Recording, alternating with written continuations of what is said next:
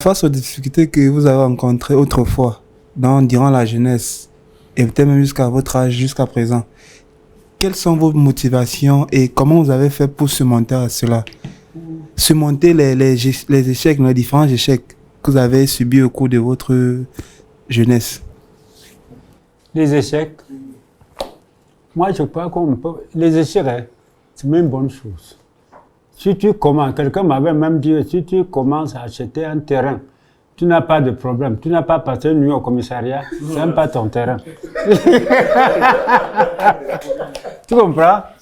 Les difficultés, ça t'oblige à réfléchir, monsieur. Ça t'oblige à réfléchir. Donc, quand il y a des difficultés, tu réfléchis, tu dis qu'est-ce qu'il faut faire pour contourner. Tu réfléchis. Ça ne dit pas que je n'ai pas eu de difficultés. J'ai eu beaucoup de difficultés. Mais à chaque difficulté, là, on profite. C'est même bien d'avoir des difficultés. Ce qui est décourageant, si tu as des difficultés, tu commences à faire, par exemple, l'élevage. Tous les poulets là meurent. Tu dis, oh, je ne peux plus faire. C'est que tu n'as rien compris. Tu vas vérifier, voir pourquoi les poulets là sont morts. On va te dire, en recommençant. C'est pour ça qu'il ne faut pas commencer avec beaucoup de poulets. Tu vas même avec 50. Tu vois, si tu es en train d'apprendre. Et ce qu'on apprend à l'école, c'est différent sur le terrain. Je vous dis, c'est différent. À l'école, on va vous apprendre à faire ceci, cela. Mais un planteur qui est sur un éleveur qui est sur le terrain, qui a fait pendant 20 ans l'élevage des poulets, lui-même va te donner des terribles leçons qui ne se trouvent pas dans le livre. C'est mon point de vue, c'est ce que j'ai constaté. Donc les difficultés, quand ça arrive, je dis merci.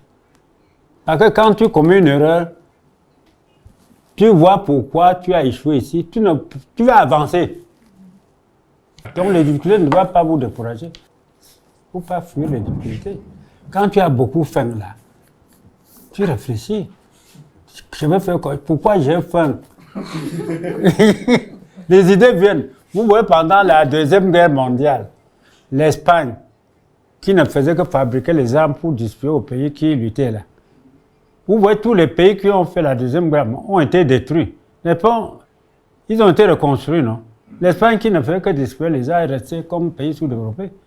Ça veut dire que les difficultés, on a détruit, on a reconstruit. Voilà, c'est pour dire quand tu souffres, ne te plains pas. J'ai déjà dit tout à l'heure, Vigny avait dit que quoi? L'homme est un apprenti, la douleur est son maître. Nul ne se connaît tant qu'il n'a pas souffert. Donc il faut souffrir. Il faut souffrir, c'est ça.